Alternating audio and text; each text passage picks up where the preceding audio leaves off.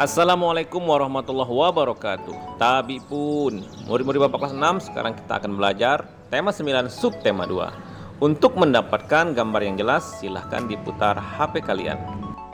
Di bagian pertama, fokus pembelajaran IPA yakni tentang bintang. Bintang merupakan benda langit yang memancarkan cahayanya sendiri. Cahaya tersebut tersusun atas gas-gas antara lain hidrogen dan helium.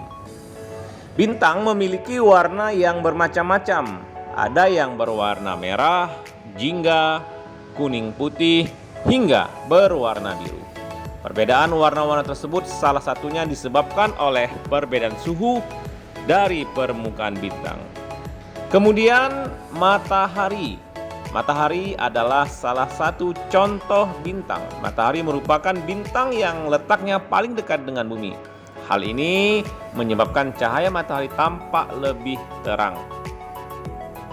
Kemudian matahari memiliki volume yang sangat besar, yaitu sekitar 1 juta kali volume bumi.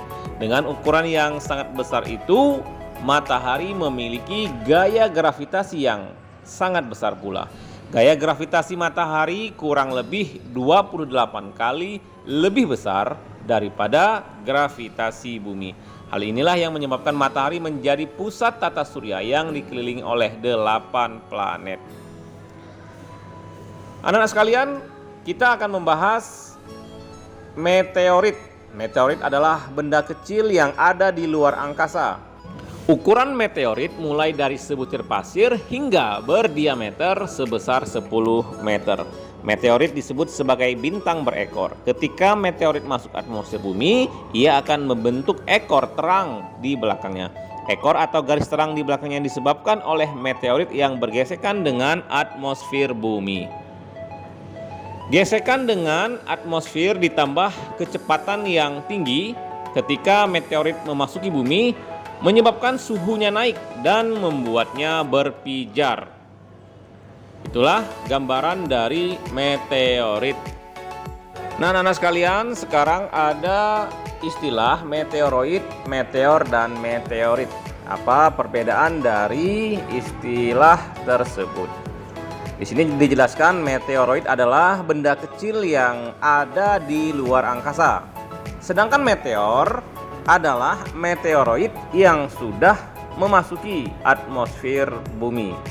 Dan meteorit adalah meteoroid yang sudah sampai jatuh ke permukaan bumi. Jadi dari ketiga gambar, yang pertama adalah meteoroid, kemudian yang gambar yang di tengah adalah meteor karena dia sudah menembus atmosfer bumi, dan yang ketiga adalah meteorit. Kemudian kita juga akan mengetahui apa itu asteroid. Sabuk asteroid merupakan kumpulan asteroid yang membatasi antara planet dalam dan planet luar dalam tata surya kita. Asteroid berjumlah sangat banyak dan besar. Asteroid tersebut tertahan di jalurnya antara orbit planet Mars dan Jupiter. Ukuran diameternya bervariasi antara 10 meter hingga 30 km. Asteroid mempunyai ukuran yang lebih kecil dibanding planet, tetapi berukuran lebih besar dibanding meteoroid. Kemudian akan kita bahas satelit bumi yakni bulan. Bulan adalah satelit alami yang mengelilingi planet kita yakni bumi. Waktu rotasi dan revolusi bulan adalah sama. Ini membuat hanya satu sisi permukaan bulan yang menghadap bumi. Sebelumnya jangan lupa untuk subscribe dan nyalakan lonceng notifikasinya. Bulan tidak memiliki air atau atmosfer. Bulan berjarak 384.000 km dari bumi. Kemudian suhu di permukaan bulan adalah 100 derajat Celcius di siang hari dan minus 170 derajat Celcius pada waktu malam hari. Permukaan bulan dipenuhi dengan kawah-kawah hasil tabrakan bulan dengan meteor. Bisa anak-anak lihat gambar yang menampakkan bulan dan permukaannya. Nah, ini ada fase bulan dan pengaruhnya. Ketika bulan mengelilingi matahari tentu ada fase-fase yang dilaluinya. Pengaruh fase bulan yang pertama adalah salah satu hal yang akan dipengaruhi oleh fase bulan tentunya pasang surut air laut. Kemudian pada saat bulan purnama air laut mengalami pasang atau naik. Pada bulan baru air laut mengalami surut. Di pelajaran kedua bahasa Indonesia akan kita bahas tentang unsur cerita fiksi. Jalan cerita atau isi cerita atau biasa juga disebut dengan alur cerita disebut dengan plot. Plot atau alur cerita berisi tentang peristiwa-peristiwa yang mempunyai hubungan satu dengan yang lainnya. Alur cerita dalam cerita fiksi dibagi menjadi 3 bagian. Yang pertama bagian awal, bagian tengah, dan akhir. Bagian awal biasanya berisi tentang pengenalan tokoh dan masalah. Bagian tengah biasanya berisi tentang masalah dan konflik dalam cerita. Sedangkan pada bagian akhir biasanya menceritakan tentang penyelesaian masalah dari cerita tersebut. Di pelajaran SBDP akan kembali kita bahas tentang tari modern. Tari kreasi juga disebut sebagai tari modern. Tari kreasi tidak seperti tari tradisional yang memiliki pakem dan aturan tertentu yang harus diikuti. Tari kreasi ini lebih bebas.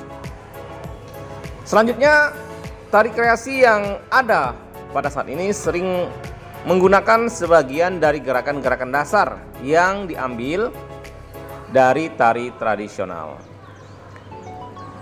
Tujuan tari kreasi daerah tentunya adalah agar tetap melestarikan seni budaya daerah.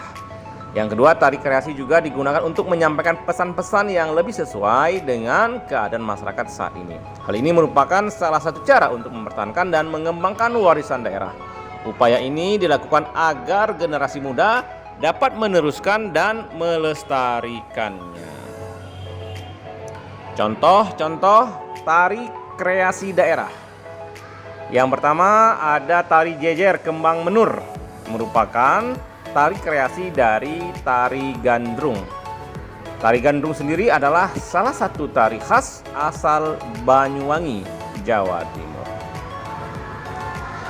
Kemudian ada tari merak yang merupakan ciptaan seniman Sunda Cece Sumantri dari Jawa Barat pada pertengahan abad ke-19. Nah, tari kreasi merak ini berusaha mengekspresikan keindahan dari burung merak. Contoh tari kreasi daerah yang lain adalah tari kupu-kupu yang berasal dari Bali, yang mengekspresikan kehidupan kupu-kupu biru tua. Tari kupu-kupu biasa ditampilkan secara berkelompok oleh 5 orang penari wanita.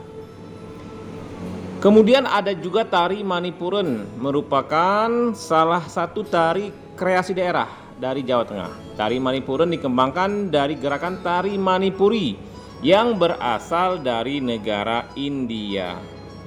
Contoh tari kreasi daerah yang lain adalah tari Yapong, dikembangkan oleh seniman tari Yogyakarta. Tari Yapong merupakan ekspresi kehidupan masyarakat Betawi yang tinggal di Jakarta. Lalu ada tari Banjar Kemuning, diciptakan oleh seorang seniman bernama Agustinus yang terinspirasi dengan kehidupan masyarakat sebuah desa bernama Banjar Kemuning di daerah Sidoarjo, Jawa Timur. Pada pelajaran IPS, kita akan belajar tentang modernisasi. Salah satu ciri masyarakat modern adalah sikapnya yang lebih terbuka terhadap sesuatu atau hal yang baru. Sikap mental yang dapat menjadi pendorong modernisasi antara lain adalah rajin, tepat waktu, berani mengambil resiko, disiplin, bersaing, adil, jujur, toleran, dan peduli lingkungan. Melalui inovasi, budaya masyarakat dapat dipertahankan menjadi budaya masa kini dengan bantuan teknologi, misalnya melalui penyebaran informasi ke seluruh dunia dan melalui pameran-pameran budaya. Misalnya seperti yang dilakukan pada Jember Fashion Carnaval atau JFC yang melibatkan anak-anak muda untuk mengembangkan budaya daerahnya dalam acara lokal yang bertaraf internasional. Silakan anak-anak sekalian bisa searching di YouTube kemeriahan dari Jember Fashion Carnaval. Dampak negatif modernisasi terhadap budaya masyarakat. Yang pertama, munculnya keraguan terhadap norma dan nilai masyarakat yang telah ada dan terjadinya kesenjangan budaya. Di pelajaran PKN, yakni pengambilan keputusan bersama sebagai peristiwa persatuan dan kesatuan.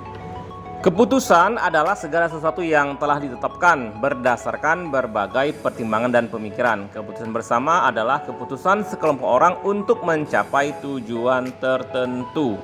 Beberapa hal yang harus diperhatikan dalam keputusan bersama antara lain: yang pertama, semua peserta dalam pengambilan keputusan bersama harus memahami mengenai apa dan tujuan keputusan bersama yang akan diambil. Kemudian yang kedua, semua peserta tidak boleh memaksakan kehendaknya untuk menjadikan sebuah keputusan bersama. Anak-anak sekalian, demikianlah rangkuman tema 9 subtema 2 ini. Semoga bermanfaat. Di akhir ada bonus video praktik murid kelas 6. Selamat menyaksikan.